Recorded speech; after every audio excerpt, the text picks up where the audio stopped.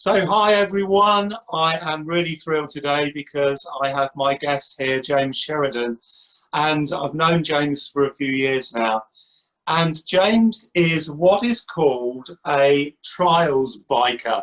I needed to get that right. And he's been doing this for a number of years now. He's a fantastic guy and really, really keen to help other people to take up sport and exercise. This is something that he's done in various capacities for a number of years. So, welcome, James. Hi, Paul. How you doing? All right? Yeah. Thanks for having me on. It's good to see you. Well, you too, mate. So, tell us a little bit about your background, first of all, and how you got into the trial biking sport. Yeah, well, it all started with the trials biking. So I was 15 years old at the time. I was quite a late starter, and a friend of mine and I, we saw some guys doing it in the street, and we decided to get a bike each for Christmas. Yeah. And it was just a bit of fun. It started out as just me and him messing around in our local park, and then I started entering some local competitions. The results got better. I kept on getting better, and I was really enjoying the sport. And then I got to a sort of national and international level. And then from there, I've, not looked back really, but more to the point, I think for my work as well, it's taken me in the direction of my work in sports development and the leisure industry. And essentially my sport has got me into all of my jobs, past and present. So it's been a really good journey so far. Yeah, I remember the first time that I saw you doing a demonstration of, some of the stunts on the bike, and thought, wow, that was, which is one of the reasons I wanted to get you on, because it's just like, how do you get to that point where you are confident enough, for example, to kind of be jumping on your bike from one area to another? I mean, how does that work? Yeah, I think it's just time and patience. It takes a lot of time, especially in this sport, to learn the basics are really difficult, and you get it wrong a lot. But it's taking your time and analysing and figuring out what you're doing wrong and how you can put it right. And the biggest thing is learning off of other people that are better than yourselves. And I think that relates to a lot of sports. Is sometimes, when you're starting out at these things, it's good to follow people and look at others that can do it better than you and learn off of them. Yeah. I mean, that kind of leads into my next question, really, because, obviously I've seen the dedication that you put into what you do. Yeah. I mean, and it's over a number of years, isn't it? So how do you keep motivated? Yeah. So for me, I think it's two things really. I look at the end goal a lot of the time. I try to figure out exactly what I want to achieve and look in the future and sort of see where I want to be. And that keeps me motivated. And with that, whatever I'm doing, whatever training I'm doing, whether it's on the bike or in the gym, I try to keep it fun as well. I think if you can keep it enjoyable and, relate it to something that you can enjoy, then I think it makes it a lot easier to stay motivated and keep doing something. So, yeah. Awesome. So what difference has the whole lockdown situation made for you? Yeah, obviously it's difficult because when we were in the main part of lockdown, we couldn't travel, gyms were closed, all these kind of things. So it was pretty difficult. The gym side of it was difficult because over this winter I want to spend a lot of time working on my explosive power from my legs, and without the gym equipment, it can be quite difficult to sort of do that. So it took a lot of sort of improvisation from myself, and luckily I've got some old gym equipment at home still. So I was trying to use that in the best way I could and keep doing little bits. I always sort of try to say that doing something is a lot better than doing nothing at all. Yeah. And on the bike, I've got an old setup in the garden that I had when I first started training years ago, and it was covered in debris and all sorts of stuff. So I gave that a real good clear out in lockdown, and I started training on the bike in the back garden, which was quite nice. But it's not quite the same. But again, it is better than doing nothing, and it kept me in that sort of routine and that mindset, which was really good. I think a lot of people have had to adapt to kind of doing things at home, haven't they? And you know, and it is amazing about, you know, the things that you can actually do with your own body weight. Of course. So I spent a lot of time doing a lot of core work over lockdown, and so much of the core work that I do is body weight exercises, and you know, all you need is just a little bit of space, essentially. And and I think again, it comes down to motivation as well. It sort of ties in. You know, if you want to do something and you want some sort of a result, although it was difficult during lockdown, you've just got to find a way to keep going, haven't you? So exactly that. Yeah. And you're certainly looking in good shape for it all, anyway, James. Thanks very much. Appreciate that. So obviously you've kind of adapted and you've made sort of changes in your life and so on. So when it comes to people making changes and achieving the goals that they want to achieve, what would you say are the first steps that they should take? Yeah, I think the first things I do is I always try to do a bit of research in how I'm going to reach that goal, so, to try and find the most effective way to get to that point. I'd also say when you set a goal, a lot of the time that's in the long term and that's a way down the road. So what I try to do is always break it down into smaller increments and make little milestones that I can, for example, if it's fat loss, for example, I would say, you know, don't just think about the end goal, make it a smaller goal for now and then work towards that once you've reached, because sometimes it can seem a little bit daunting if we say, I want to lose, say, you know, 5 stone in this amount of time. You know, maybe just bring it down a bit and say, actually, I want to lose a stone. And then once you get to that point, then regroup and figure out what's going to be next. That's what I try to do, is break it down a lot. And I'd say that's a sort of a key thing to do, really. And I think really that's something that people can use, isn't it? It doesn't matter what their goal is, whether it's health related or anything else.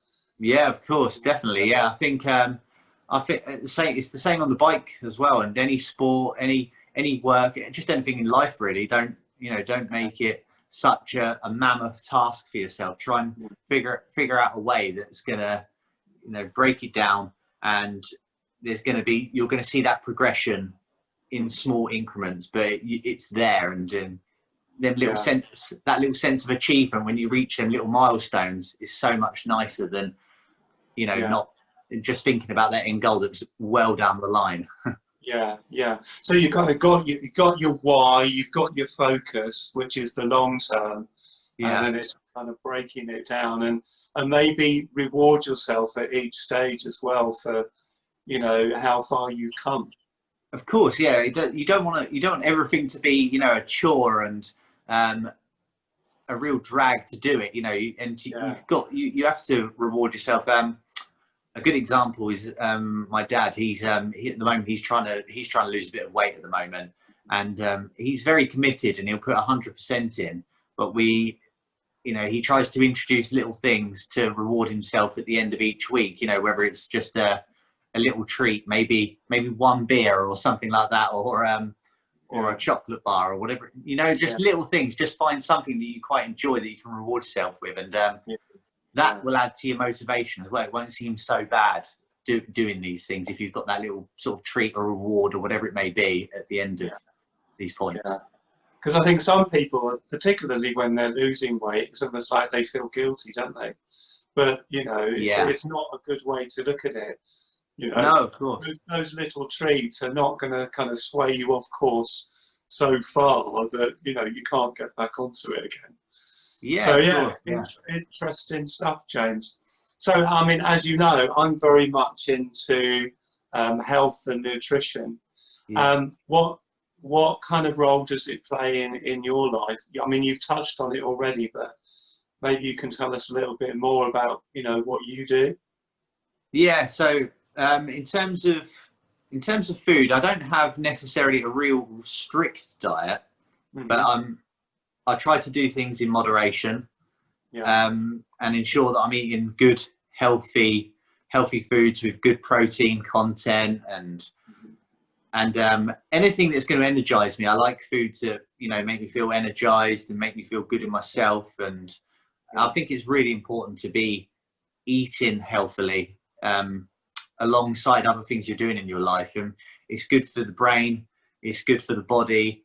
Yeah, I can't recommend it enough. And luckily, I eat pretty well, and it really helps with my energy levels and my general thought processes and everything. I feel like it makes me a lot sharper for doing it. I must admit, you know, talking with some of my clients, and particularly during lockdown, I think because they are focused on, you know, eating well and maybe supplementing as well to make sure that they're really topped up with all of the nutrients and so on, they're saying that their mind is actually sharper. Yeah. You know, and things just seem so much clearer and easier in a sense. Yeah, of course. Yeah, and I can totally relate to that.